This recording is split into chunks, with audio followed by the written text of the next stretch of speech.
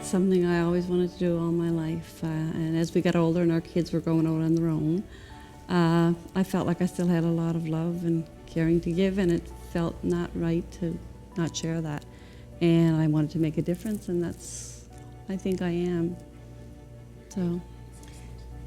And we always support each other and what the other person wants to do. And I initially got into it as a supporting husband and got to like it, love it as much as she did as time went on. We've been exposed to it for a long time. Taryn's parents have been fostering for a lot of years, so it's something that we've been around.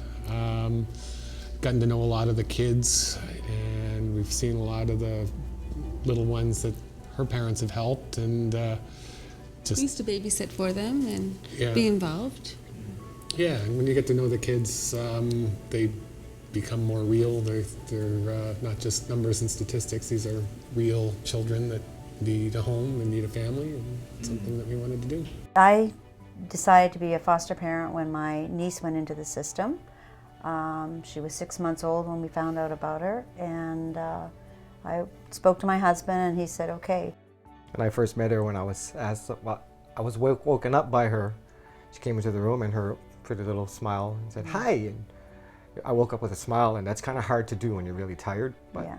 it was nice to see her smiling face and Yes. long hair, and that was just it for me.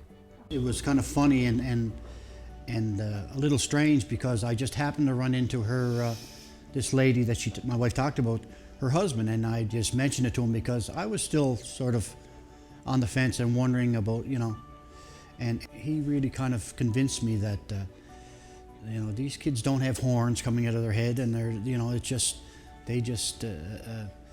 they want the same things that your children want, sort of thing, and need the same things that your children need. So, we kind of made a decision. We talked about it for a while and decided that we'd try it. I guess it's something I thought about it for a very long time.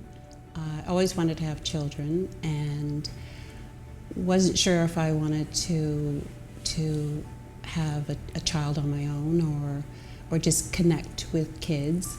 And I talked to my friends and family about it, was curious enough to go through the orientation, and then when I found out what was required, I decided that it was something I wanted to do.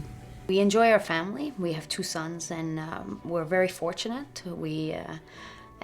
And we thought that we could bring a whole lot to young children, so we wanted to share what we had, and fostering, was a perfect way to do that. Our life pretty much revolves around our kids at this stage. I mean, at this stage in our life, that's the focus of most of our time. So it, wasn't a stretch to think about integrating, more kids into the picture. I think we were just used to having children in our home, and I was looking after children in the neighborhood, and then it just opened up that I started fostering. My parents were foster parents, so I grew up knowing that there was a need for foster parents, and they fostered over 150 foster children themselves. So even when we got married and had our own children, you always know that the need is always still there, and you just like to continue it on, and because it's always going to be there, unfortunately.